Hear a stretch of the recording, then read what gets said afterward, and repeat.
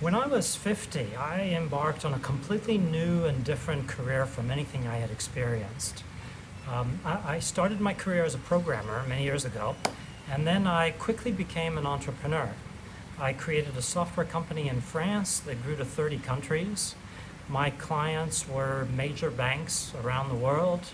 And then I sold the company when I was 47, just before the global financial crisis.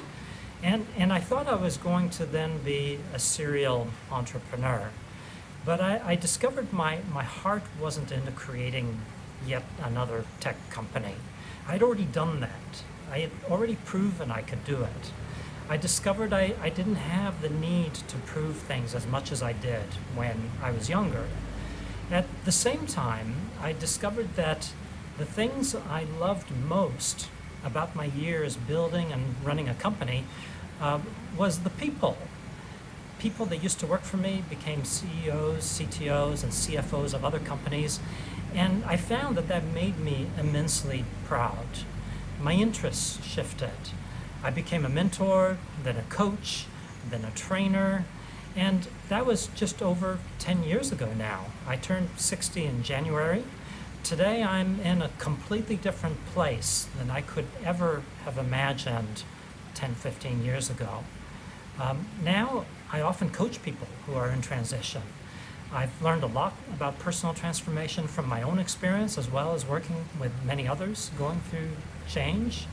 And here are 3 key tips that I've discovered, just boiling them down to these 3 major things. One of them, create a vision for your future. But I'm not talking about the next couple of years. Stretch your imagination.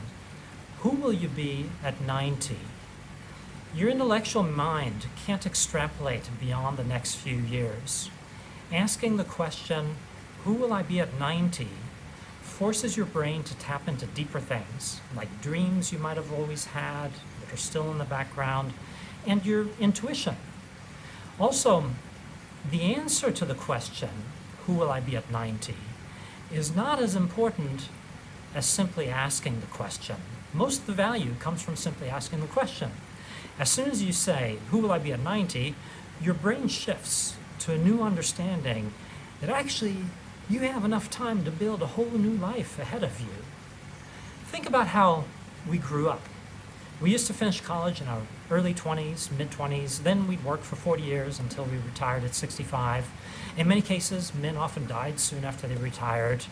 But today, when you turn 65, you probably have the equivalent of another whole career ahead of you, another 30, maybe even 40 years. You won't want to be doing the same thing as before, but you will want to be doing something. And that's the question. What is that? What is that thing that you might be doing when you're 90? It's like the 30s and 40s are a training period for the second half of your life. Second point, create a story of your past. You have the opportunity now to look backwards and connect the dots from your past.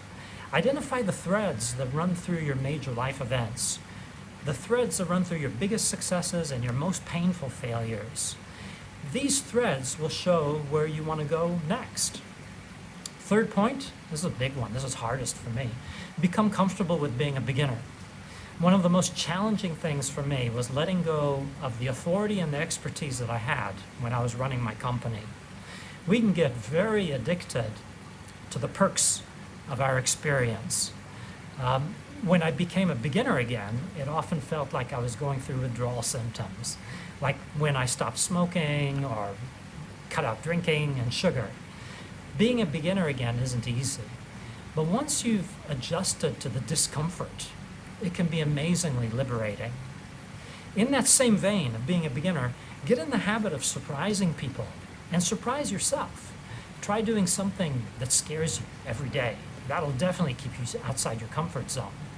It may be public speaking, it may be calling a colleague or a family member and apologizing for something, or maybe, which was very hard for me, learning to dance, which I still can't do, or sing, or play a video game where you know your teenager will beat you without any effort. Turning 50 is an opportunity I learned to learn to keep your life fresh. You already have the gift of experience and wisdom to drive you, even if you don't have yet the skills in whatever new thing you're doing. I found it to be an exhilarating and liberating process. I've never felt as free to be myself as I do today.